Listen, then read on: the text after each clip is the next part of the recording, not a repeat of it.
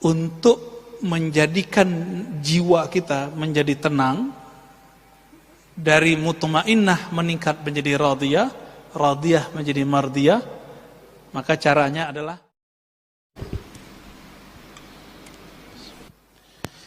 Assalamualaikum warahmatullahi wabarakatuh. Alhamdulillah rabbil alamin. Hamdal hamidin, hamdal mustaghfirin, hamdal musallin, hamdal taibina ilaihi.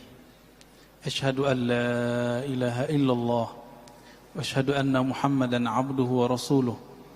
Allahumma salli wa sallim wa barik ala sayyidina Muhammad wa ala alihi wa ashabihi wa li baitihi wa dhurriyyatihi jama'in wa ba'du. Allahumma inna nas'aluka khaira hadzal yawm wa khaira fihi wa ba'dahu, wa na'udzubika min syarri hadzal yawm wa syarri ma fihi wa syarri ba'dahu. Baik, Bapak Saudara yang makan Allah, bulan lalu kita membahas tentang Nur Muhammad sallallahu alaihi wasallam.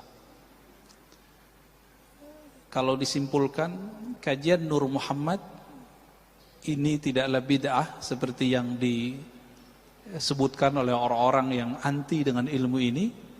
Justru itu salah satu cara mengenal nafs.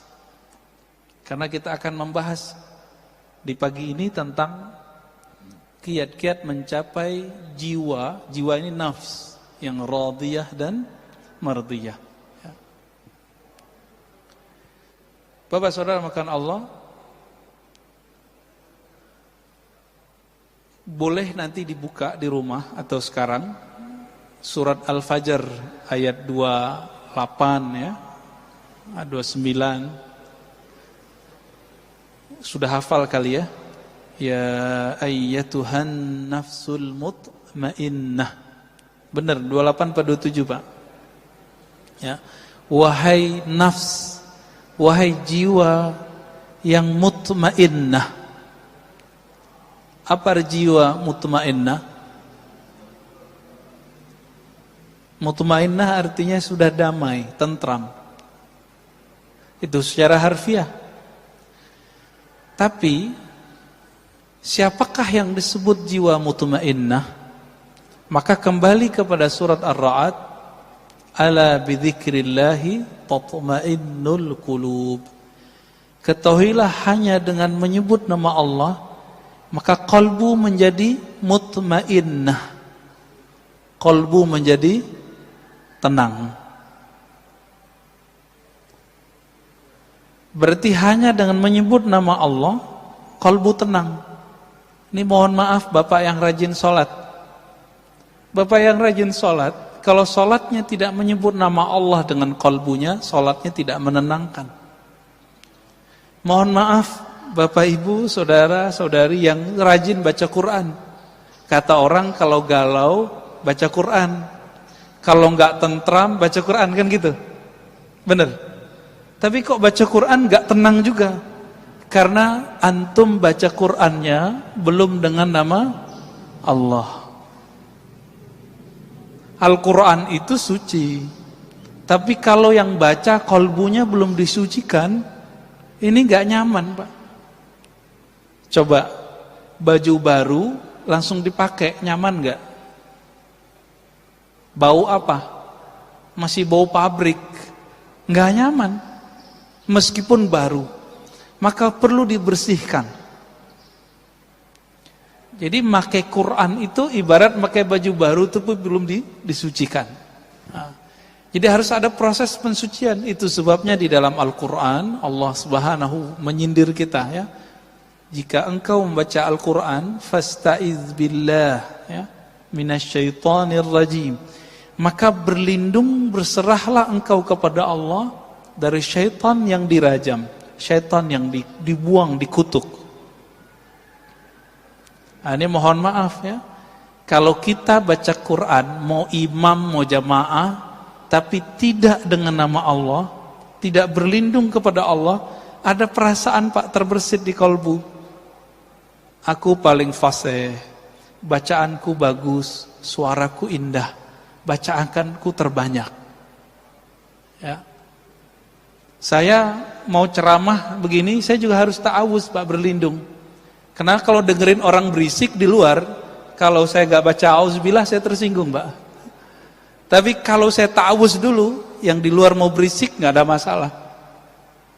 Ya. Bapak di depan sini mau berisik juga gak ada masalah kalau sudah ta'awuz. Kenapa? Karena kita nggak berbicara dengan emosi, kita bicara dengan qalbu. Itu aja sih sebenarnya. Ya. Taib. Untuk mencapai radiyah mardiyah. Apa arti radiyah? Sering dengar ya, radiyah mardiyah. Irji'i ila rabbiki radiyatan mardiyah. Wahai jiwa yang sudah damai, pulanglah kepada Allah. Jadi kita diajak pulang Pak, diajak pulang kampung. Udah tahu belum Pak jalan pulang? Ini udah tahu jalan pulang belum? Pulang ke rumah? Bukan. Jalan pulang kepada Allah. Coba dengarkan ayatnya. Ya ayyatuhan nafsul mutmainnah. Ini sering kita dengar tapi kita jarang memahaminya. Wahai jiwa yang sudah tenang dengan zikir, irji'i, berpulanglah engkau, pulang kampunglah engkau ila rabbik, kepada Rabbmu, kepada penciptamu, kepada yang meniupkan rohmu. Dipanggil. Kembali ke ya Tuhan nafsul mutmainnah. Wahai jiwa yang tenang, pulanglah engkau kepada Allah. Berarti jiwa kita dipanggil mau pulang. Oleh karena itu Bapak saudara makan Allah, setelah orang meninggal itu bukan berarti masalah selesai. Di padang mahsyar semua umat manusia mencari syafaat. Nanti di sorga minta lagi. Ini kita yang paling gampang di padang mahsyar. Siapa yang mereka cari? Dicarilah Nabi Adam alaihissalam. Berharap namanya masuk ke dalam daftar yang diberi syafaat. Ternyata Nabiullah Adam tidak punya hak untuk memberi syafaat sampai dapat izin dari penghulu para nabi. Maka Nabi Adam bilang, coba tanya Nuh. Dia adalah Rasul pertama di bumi. Nabi Adam kan di surga, lalu kemudian turun ke bumi. Maka yang murni di bumi itu Nabi Nuh. Nabi Adam udah separuh-paruh surga dan bumi. Apa kata Nabi Nuh? Wahai umat manusia, kenapa kalian mencari syafaat kepadaku? Aku pun butuh syafaat. Carilah Ibrahim. Apa kata Nabi Ibrahim? Saya punya salah 2 kali berbohong, padahal berbohongnya benar. Carilah Musa. Musa juga mengatakan carilah Isa. Isa mengatakan carilah Muhammad sallallahu alaihi wasallam. Maka Nabi mengatakan, akulah al-khatim, akulah al-fatih. Akulah penutup, akulah pembuka. Jika tidak ada izin dari Nabi, para nabi yang lain tidak bisa memberi syafaat umatnya. Terlihat posisi Nabi kita. Masih panjang Pak cerita. Jadi nanti lewat alam barzakh kita masih cari bantuan, cari guru lah kira-kira begitu. Dan proses cari guru sampai orang cari gurunya Nabi. Kita cari guru Nabi, apa kata Nabi? Cari Muhammad. Ya. Sallallahu alaihi wasallam. Hadis ini sahih Bukhari, sahih Muslim. Lalu baru Nabi kasih izin. Dengan izin dari Allah, maka Nabi itu bernama Al-Wasilah. Yang kita baca di doa setelah azan. Baca doa itu enggak? Jadi apa arti wasilah di situ? Wasilah dapat syafaat. Maka orang yang rutin membaca doa ba'da azan, insya Allah dapat syafaat nanti di sana. Amin rabbal alamin. Oke, baru kita kembali ke surga Pak. Di surga nanti, ini surga mohon maaf, surga yang ceritakan di Quran itu kan surga seksual Pak. Surga makan, surga minum, surga syahwat. Bener kan? Fakihah, fawakih, apalagi kawaiba atraba, itu semuanya masalah makan, minum, seks, makan, minum, seks, hiburan, jalan-jalan, itu aja isinya. Jadi sorga yang diceritakan dalam Al-Quran, maka kemudian diceritakan oleh Nabi, di saat nanti semua orang sudah menikmati semua fasilitas sorga, mereka kemudian bertanya, yang punya sorga mana sih? Gitu. Akhirnya mereka nyari lagi ke Nabi Adam, nyari lagi, begitulah terus. Ujung-ujungnya Nabi Muhammad SAW minta supaya namanya masuk ke dalam daftar list yang bisa memandang Allah Subhanahu wa ta'ala. Berapa lama itu, Pak? Ya, khalidina fiha, lama sekali itu. Mungkin jutaan ribu tahun, kita nggak tahu lah. Ya, apa namanya, triliunan tahun, kita nggak ngerti. Lamanya bukan main.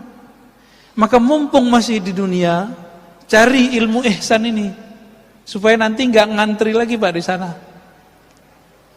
Ya, nah, ini yang Nabi ajarkan ke sahabat-sahabatnya. Belajar ihsan dulu, baru kemudian orang diajarin sholat.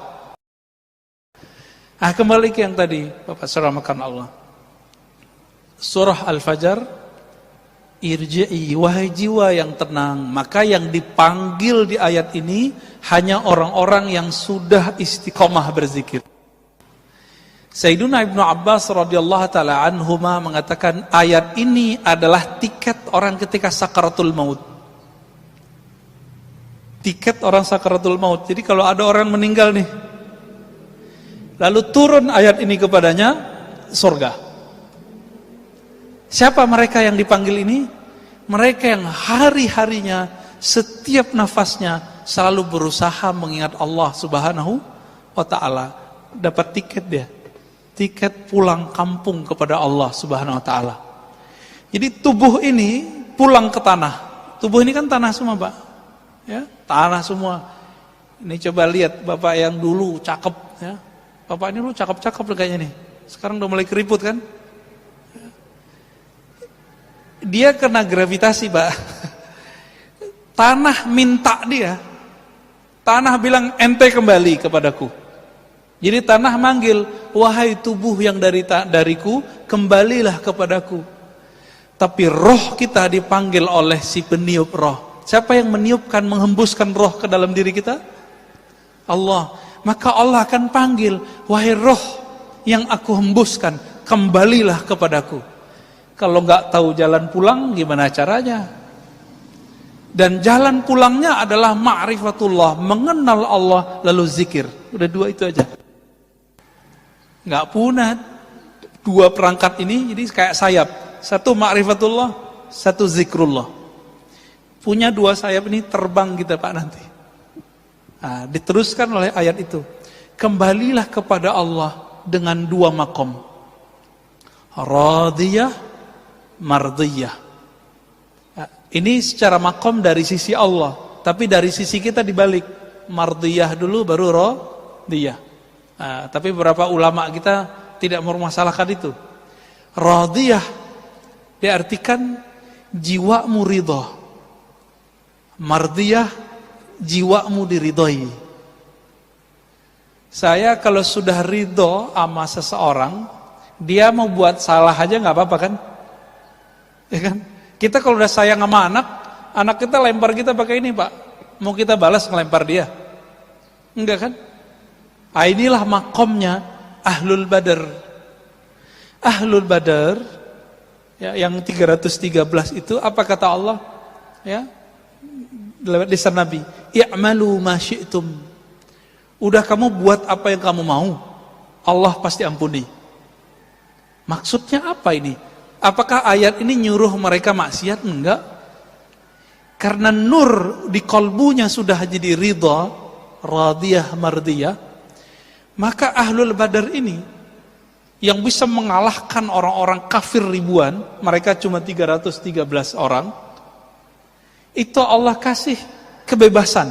Karena mereka sudah selesai dengan nafsiyahnya. Yang bikin kita durhaka kan nafsiyah ini, Pak, jiwa. Jiwa ini bikin kita durhaka, hawa nafsu. Hawa nafsunya udah tunduk dengan ruhnya. Maka kata Allah, sekarang kamu buat apa yang kamu suka. Kalaupun mereka terjebak maksiat, pasti kembali. Siapa contoh sahabatnya? Nuaiman. Pada dengar? Nuaiman itu, dia perannya dua, ya. Pemabuk, tapi suka bikin lucu. Yang bisa bikin gigi Nabi kebuka dengan senyum dan tertawa, cuma Nuaiman. Tapi orang ini, Nabi wafat, dia suka mabuk, Pak.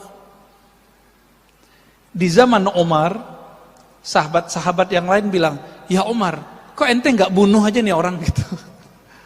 Ya, di satu riwayat dikatakan, hei Umar, kenapa kamu nggak mengutuk orang ini? Apa jawab Umar? La, fa innallaha yuhibbuhu. Ya. Di riwayat lain, fa innahu yuhibbullaha wa rasulah. Fa innahu yuhibbullaha wa rasulah. Ya. Dia ini cinta Allah dan Rasulnya, ya? Atau Allah dan Rasul cinta dia, gitu. Inilah doanya Abul Hasan Syadzili, guru dari gurunya Imam Nu'ta'ilah, pengarang Hikam. Di sini ada kajian kitab Al-Hikam, Pak? Belum ya? Pengarang kitab Al-Hikam punya guru namanya Al-Mursi. Al-Mursi punya guru namanya Abul Hasan Syadzili. Apa kata beliau? Ya Allah, jika aku salah, jadikan salahku salah orang yang engkau cintai. Aku sudah engkau cintai, lalu aku terjebak salah. Kira-kira gimana? Dimaafin gak? Dimaafin. Nah, itu maksudnya. Ya. Ini makom radiyah mardiyah. Radiyah mardiyah. Dia ridha kepada Allah. Lalu bagaimana caranya supaya kita jadi ridha? Caranya tadi yang kita sebutkan, Pak. Kenallah Allah, lalu zikrullah. Allah bagaimana yang kita harus kenal? Untuk ridha kepada Allah, maka harus kenal dengan dua sifat Allah. Kudrah, iradah. Masih ingat? Ya. Kudrah, apa arti kudrah? Kekuasaan. Iradah, kehendak. Nah, coba lihat, Pak. Allah itu berkuasa melakukan apa saja dan berkeinginan sesukanya. Bahkan Allah itu beriradah, berkehendak buat orang mukmin, buat orang kafir. Jadi kafir mukmin itu kehendak Allah, tapi Allah belum tentu ridho kepada orang yang kafir. Saya mau tanya nih, adakah di dunia sesuatu terjadi tanpa izin Allah? Ya ada. Berarti orang maksiat izin Allah enggak? Izin Allah enggak? Serius? Yakin enggak, Pak? Namrud itu izin Allah atau bukan? Fir'aun? Enggak ya? Kalau bukan izin Allah, izin siapa dong? Ya? Emang ada Allah selain Allah? Ada Tuhan selain Allah? Enggak kan? Karena tiada Tuhan yang mencipta, yang berkehendak kecuali kehendak Allah. Maka Ahlus Sunnah wal Jamaah mengatakan tidak semua yang Allah kehendaki itu diridhoinya. Itu sebabnya doanya ahli zikir, wa ridhaka matlubi. Ya Allah, yang kami cari ridhamu. Kalau di doa yang sering kita baca, Allahumma inna nas'aluka ridhaka wal jannah. Kami meminta ridhamu dan surga. Enak juga ya, minta ridha sama surga. Dalam hal ini Bapak Saudara makan Allah, kalau kita sudah ngelihat nih keadaan begini, maka di banyak tempat saya nanya, COVID ini kehendak Allah atau bukan? Kehendak Allah atau bukan? Atau kehendak Dajjal? Kehendak Allah. Udah ridho belum kita sama kehendak Allah? Gitu, Pak. Banyak sekarang teman kita, mungkin keluarga Bapak Ibu di PHK. Ada yang usahanya stop. Ada yang bangkrut, ada yang nggak bisa bangkit. Ridho nggak? Itu masalahnya. Ya. Selama ini hidup enak, sukses, bisa nabung. Masa cuma dengan setahun ini terus kemudian mengatakan Allah tidak adil? Ya, berarti pikiran dia nggak adil. Ya. Ini contoh nih Pak, ada orang buat baik sama kita, atau kita buat baik, saya buat baik ke Bapak deh, 20 tahun. Tahun ke-21, saya nggak bisa buat baik. Kemampuan saya berkurang. Bapak mau bilang apa? Bilang terima kasih atau bilang, kamu benar-benar jahat, kamu pelit, gitu nggak? Yang mana Pak? Terima kasih udah bantu selama ini, gitu kan seharusnya. Nah, dari awal kita lahir sampai sekarang, lebih banyak enak atau enggak? Lebih banyak enak. Syukur enggak? Syukur. Sekarang dikasih COVID, ridho enggak? Ridho. Mudah Pak dilafazkan. Ini ma'rifatnya begitu, ngasih ma'rifatnya begitu. Tinggal nanti dizikirkan. Apa zikir supaya dapat ridho, menjadi hamba yang ridho? Ternyata zikir-zikir yang kita sudah hafal dari kecil, itu makomnya tinggi kalau dimaknai. Tapi kalau nggak dimaknai ya sama kayak burung beo. Burung beo baca la ilaha illallah dapat pahala nggak? Handphone kita baca Quran 1 juz masuk surga nggak Pak? Enggak ya? Diputar tuh di YouTube la ilaha illallah 70.000 kali. Muter Pak dia 70.000 kali. Apakah dengan begitu YouTube masuk surga? Kan enggak. Terus apa yang membedakan bacaan kita dengan handphone dengan burung beo? Hanya satu. Burung beo membaca meniru. Sedangkan manusia, apakah dia baca meniru atau baca dengan ma'rifat? Dengan memahami dengan baik. Apa yang sering dibaca? Raditu billahi rabba wa bil islami dina wa bi Muhammadin nabiyya. Sudah hafalkan itu? Itu ada di Sahih Bukhari Pak, Sunan Abu Daud. Aku ridha Allah sebagai Rabbku. Amalan dari kecil, ternyata itu supaya kita sampai ke makom yang tinggi, dibaca ini pagi 3 kali, dibaca sore 3 kali, dimaknai. Ya Allah, apapun kehendak-Mu hari ini, aku ridha. Coba dimaknai Pak. Raditu billahi rabba. Coba baca sama-sama. Saya langsung ijazahkan ini ya. Raditu billahi rabba. Ya Allah, apapun kehendak-Mu hari ini, aku ridha. Udah itu ditanamkan. Islam dinku, agamaku, Nabi Muhammad nabiku. Ini boleh disebut syahadat jiwa. Jadi jiwa kita syahadatnya itu Pak. Kalau asyhadu alla ilaha illallah itu syahadat lisan. Allah itu syahadat kolbu. Makanya ahli kolbu itu zikirnya apa? Allah. Di kolbunya. Bukan pakai lisan itu. Jadi kalau Bapak ngelihat ada orang zikir Allah dengan kolbu, itu syahadatnya kolbu. Kenapa? Ala bidzikrillah tatmainnul qulub. Hanya dengan zikrillah. Coba terjemahkan secara harfiah.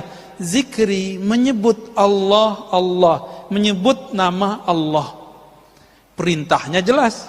Surat At-Taghabun, surat Al-Muzammil ya. Wazkurisma rabbik. Sebutlah nama Rabbmu.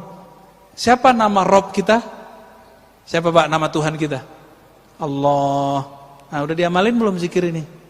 Ini zikir diturunkan perintahnya surat kedua setelah Iqra. Ini kan ulama ahli tafsir berbeda pendapat. Surat kedua itu Al-Muddathir atau Al-Muzammil. Menurut saya berdasarkan penelitian kita lebih kuat Al-Muzammil. Ya, walaupun nanti ada riwayat lain yang menyebutkan Al-Muddathir. Di ayat ke-8 Allah berfirman di Al-Muzammil ya, wazkurisma rabbik. Sebutlah nama Rabbmu.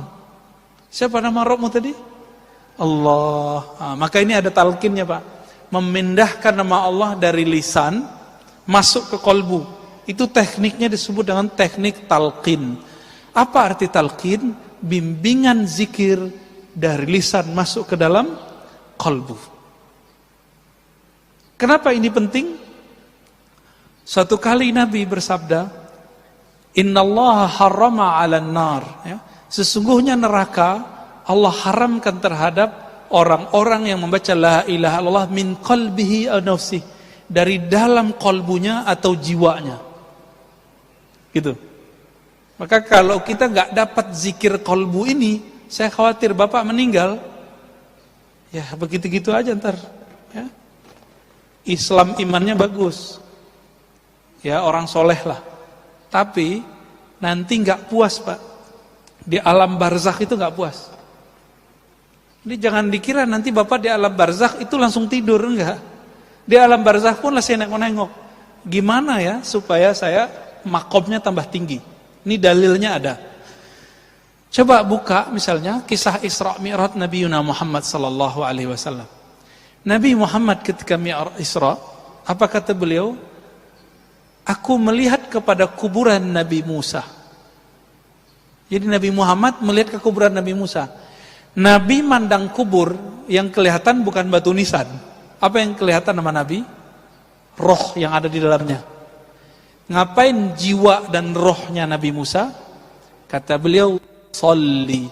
Nabi Musa sholat di dalam kuburnya. Ini hadis Sahih Bukhari, Pak. Yusolli fi qabri. Ya.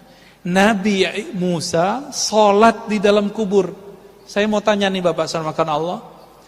Nabi Musa kalau sholat dalam kubur itu cari pahala atau cari supaya makomnya naik, ma'rifatnya naik? Cari pahala enggak? Emang masih berlaku pahala? Kan kullu ya, idza mata ibnu Adam inqata amalu. Jika anak Adam meninggal, maka semua amalan dia terhenti, enggak bisa lagi, Pak. Terus sholat apa itu? Maka Syekh Al-Habib Zain itu di kitabnya Bahjatul Talibin mengatakan ibadahnya orang-orang yang sudah dimasuk ke alam kuburan itu bukan ibadah mencari pahala. Mencari pahala itu menggugurkan kewajiban, disebut dengan taklif. Tanya ke ustadz di sini yang ngajarin fikih, apa arti taklif? Taklif itu beban. Cari pahala udah, gugurin kewajiban. Ini Nabi Musa dan roh-roh suci sholat di alam kubur, bukan di kubur, di alam kubur. Itu supaya makomnya naik. Makanya Nabi Musa ditaruh di langit ke-6 saat Mi'raj. Kok bisa begitu? Kok bisa seperti itu? Karena beliau selalu melakukan latihan rohani di alam barzah. Nah, ini pelajaran besar bagi kita Bapak Saudara karena Allah. Jadi jangan dikira orang meninggal selesai persoalan. Persoalannya dengan tubuh ini selesai, tapi dengan jiwanya belum selesai. Tolong dibagi ya. Ada tubuh ini jasad, ada jiwa, ada akal, ada ruh. Coba diulang, Pak. 1, jasad nih yang butuhnya makan, butuhnya tidur, butuhnya syahwat. Nah, ini deh tubuh ini. Yang kedua, jiwa. Yang ego kan di situ, Pak. Nggak mau dengerin orang, maunya didengerin terus. Iya kan? Nggak mau diceramain orang, mau ceramain terus. Ini untuk saya ngomong, Pak. Karena saya banyak ceramah. Nafsiyah itu apa? Ngerasa dirinya lebih dari orang, mandang orang, wah itu nggak ada apa-apanya, gue lebih gitu. Ada perasaan begitu. Nah itu nafsiyah namanya. Ya, merasa ibadah orang samping nggak bener. Nah, ini nafsiyahnya main tuh. Jadi juri lagi sholat. Nah, hati-hati Pak.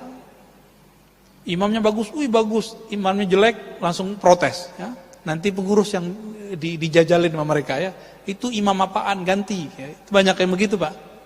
Nah, nafsiyahnya main. Nafsiyahnya main. Jadi ini nafsiyah yang kita sebut jiwa. Jiwa inilah sentral dari hidup kita di sini, di bumi ini. Tapi jiwa ini punya perangkat yang menghubungkan dengan kolbu, namanya akal. Akal ini bertahan Pak, nanti ketika kita meninggal, akal ini dikembalikan ke kolbu. Kolbu itulah nanti yang menjawab. Masuk ke dalam kubur, ini berulang-ulang kita sampaikan di banyak tempat. Pertanyaannya apa? Masuk kubur. kamu S1 apa S2? Gitu gak? Sholatmu 1000 rakaat, kamu tahajud, begitu gak? Ada pertanyaan gitu gak Pak? Enggak ada. Pertanyaan mungkar nakir apa? Mau imam masjid yang masuk kubur, mau jamaah yang masuk kubur, mau preman, mau siapa, masuk kubur pertanyaannya sama. Man Rob buka, siapa Robmu? Itu password tuh, lagi nanya, kamu tahu nggak jalan pulang? Itu maksudnya. Nggak bisa diapalin Pak, coba diapalin. Siapa Tuhanmu? Jawabannya apa?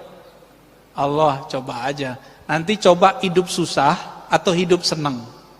Orang banyak hidup susah kembali ke Allah, tapi hidup senang lupa sama Allah, itu lebih banyak. Benar gak? Ya. Jadi kita dikasih mainan enak, lupa.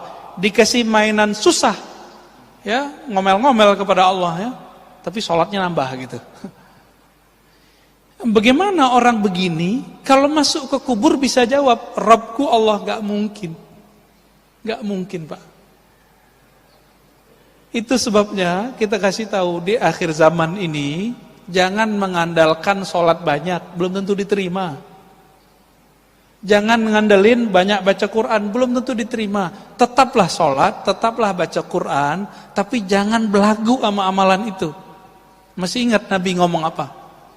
Kamu masuk surga bukan karena amalmu, masih tahu ya? Hadis Bukhari. Terus apa kata Nabi?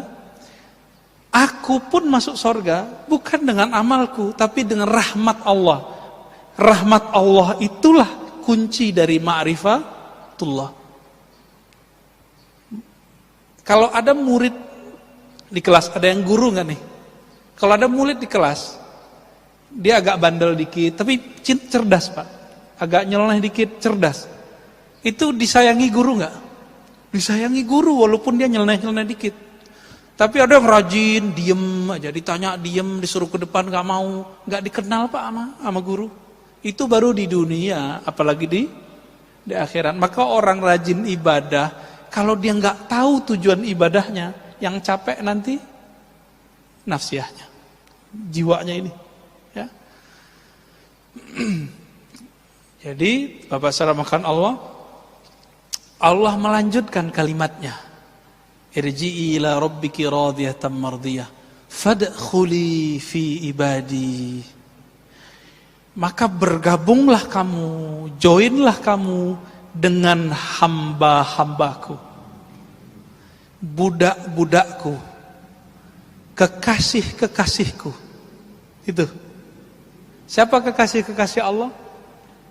Jika orang ini sudah bergabung dengan kekasih Allah di dunia, nanti ketika masuk alam barzah dipertemukan dengan mereka.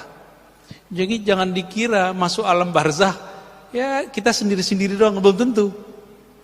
Jika dia ahlullah, kekasih Allah, nanti dia dikumpulkan dengan orang-orang yang hebat. Ya, VIP namanya.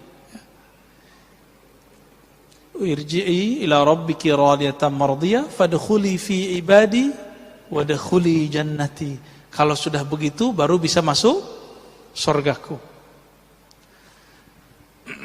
Dan maka Nabi mengatakan, idza marartum birriyadil jannah, jika kamu mampir ke kebun-kebun surga, farta'au, maka petiklah. Lalu sahabat bertanya, wahai Rasulullah, apakah itu kebun surga? Lalu Nabi menjawab, hilakud dzikr, lingkaran-lingkaran zikir. Lingkaran zikir ini artinya dua. Satu, beneran zikir. Jadi dipikir-pikir, orang yasinan di Indonesia itu lingkaran zikir bukan? Tahlilan, itu zikir nggak Pak? Zikir. Tapi sekarang dibid'ahin ya, bener ya? Orang ini paham nggak sih yang membid'ahkan bahwa taman surga salah satunya baca yasinan berjamaah, al-mulk berjamaah, zikir berjamaah.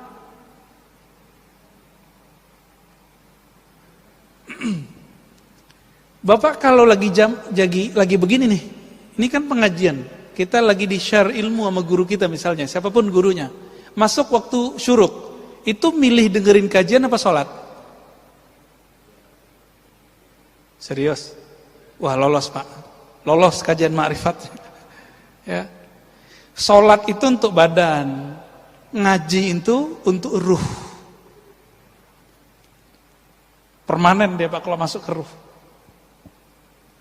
Tapi maklum ya, mungkin Bapak sebagian ini lagi semangat sholatnya, nggak apa-apa. Jadi kalau nanti ada teman kita lagi pengajian dia sholat Pak, nggak apa-apa. Dia nafsiyahnya lagi semangat.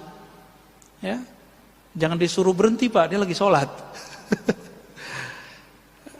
Satu kali Imam Malik diceritakan oleh Imam Ghazali dalam kitab Ihya. Imam Malik, Imam Madinah, tiap malam mimpi ketemu Rasulullah, gurunya Imam Syafi'i. Ada nggak yang pernah mimpi ketemu Nabi? Jangan bangga dulu Pak. Imam Malik tiap malam ketemu Nabi Sallallahu Alaihi Wasallam. Ada santrinya Imam Malik di Madinah, azan, waktu azan masuk, waktu sholat masuk. Lalu dia kemaslah semua kitab-kitabnya, dia masukkan ke tasnya. Imam Malik nanya, wahai santriku, kamu hendak kemana? Apa jawaban santri? Azan al-muazzin. Bukankah telah azan, wahai Tuan Guru? Emang kenapa kalau azan, kata Imam Malik? Ya kita sholat dulu, kata si santri ini. Lalu Imam Malik meluruskan, wahai santriku, apa hukumnya sholat jamaah? Oh, sholat jamaah hukumnya sunnah muakkadah atau mustahab atau mandub, dianjurkan. Lalu Imam Malik lagi nanya, apa hukumnya belajar? Dia bilang, oh wajib. Kalau ketemu dua waktu ini kamu pilih mana? Pilih mana Pak? Belajar atau ibadah? Nah, makanya saya salut sama jemaah tabligh tuh ya. Kalau ada majelis mereka doang itu sayangnya ya. Ini jemaah tabligh kita kasih tahu juga. Kalau ente khuruj di satu masjid buat pengajian, ikutin dong. Jangan pengajian ente doang yang diikuti ya. Nah, ini nasihat buat kita juga ya. Ini beberapa nih nggak dikasih arahan oleh jadi sebelum berangkat tuh ada dikasih bayan namanya. Kadang-kadang nggak dikasih tahu adab-adab ini ya. Akhirnya giliran dia buat pengajian ya kita diajak-ajak ya. Tapi giliran kita pengajian dia nggak mau. Ya kemana kayak itu. Nah, ini cuma satu kasus Pak ya, oknum. Kebanyakan jemaah tabligh saya lihat bagus ya. Kalau ada majelis mereka seharusnya tahiyatul masjid, masuk masjid. Enggak. Mereka baca istighfar, baca zikir, langsung duduk. Mengganti sholat tahiyatul masjid. Nah, ini adabnya benar ini. Jadi kita melihat mereka melakukan itu ya. Berdasarkan ini semua Bapak Saudara Allah, untuk menjadikan jiwa kita menjadi tenang, dari mutmainnah meningkat menjadi radiyah menjadi mardiyah, maka caranya adalah mengenal Allah yang disebut. Maka berzikirlah dan kenalilah siapa yang kita sebut-sebut namanya. Ah, nanti akan naik rohaninya. Itu satu. Yang kedua, irji'i ila rabbiki radiyatan mardiyah ya wadkhuli fi ibadi. Sebelum kita gabung di sana, maka bergabunglah dengan taman-taman surga di sini. Ya, ini perlu kerendahan hati Pak. Untuk mendengarkan orang ceramah, ngajar, butuh kerendahan hati enggak? Butuh ya. Saya harus membuang dulu pintar saya, baru saya mau dengar orang. Gitu. Kalau enggak akan bisa. Maka ini kabar baik buat kita semua, Bapak yang mau mendengar kajian kita, berarti memang udah ditaruh dulu nih ya. Tapi mohon maaf Pak ya, jangan melihat pakaian. Kalau pakai begini, pakai kopiah, terus didengar. Siapa tahu nanti ada kalam-kalam hikmah munculnya dari sopir angkot, siapa tahu. Dari sopir Grab bisa jadi. Ya. Dari orang yang jual-jualan gerobak. Jadi hikmah itu enggak hanya di sini. Kadang-kadang hikmah ada di luar sana. Nah, udah masuk. Kira-kira itu Bapak Saudara Allah, sederhana sebenarnya. Ini kita sudah pangkas. Tadinya kan ada nafs amarah, jiwa amarah, bukan amarah emosi. Amarah itu artinya ngajak kepada yang buruk-buruk. Naik lawamah, suka menyesal, ya. Melakukan satu nyesel, nah, itu udah bagus. Kalau yang amarah ini psikopat. Lawamah, salah, nyesel.